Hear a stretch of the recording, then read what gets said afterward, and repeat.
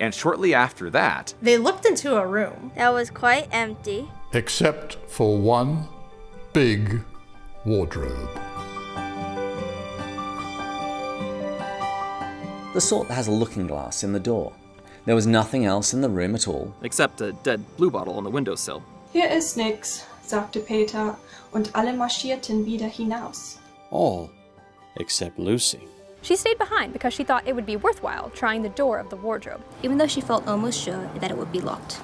ところが驚いたことに、ドアはいとも簡単に開くではありませんか。And 2 mothballs dropped out.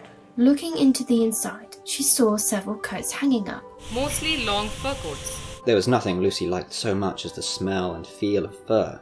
Dia langsung masuk ke lemari dan berdiri di antara materi-materi lalu menggosokkan wajahnya. Leaving the door open, of course. Because she knew that it was very foolish to shut oneself into any wardrobe. Soon she went further in and found there was a second row of coats hanging up behind the first one. It was almost quite dark in there. Then she kept her arms stretched out in front of her, so as not to bump her face into the back of the wardrobe. Dio un paso más, luego otros 2, 3.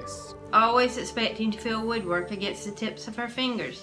But she could not feel it. This must be a simply enormous wardrobe, thought Lucy. Рухаючись далі і відводячи обома руками вбік, поле шуб, щоб зробити собі місце.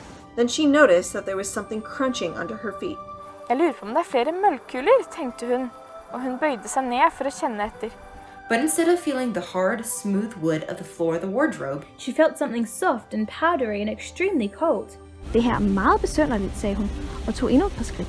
Next moment, she found that what was rubbing against her face and hands was no longer soft fur. Maar iets wat hard en ruw aanvoelde en zelf prikte. Why, it is just like branches of trees, exclaimed Lucy. And then she saw that there was a light ahead of her. Not a few inches away where the back of the wardrobe ought to have been, but a long way off. Nevicava. Era buio e nevicava. A moment later, she found that she was standing in the middle of a wood at nighttime. With snow under her feet and snowflakes falling through the air. Lucy felt a little frightened, mas ao mesmo tempo excitada e cheia de curiosidade. She looked back over her shoulder, and there, between the dark tree trunks, she could still see the open doorway of the wardrobe and even catch a glimpse of the empty room from which she had set out. She had, of course, left the door open. Car elle savait que c'était stupide de s'enfermer dans une armoire. It seemed to be still daylight there. I can always get back if anything goes wrong, thought Lucy.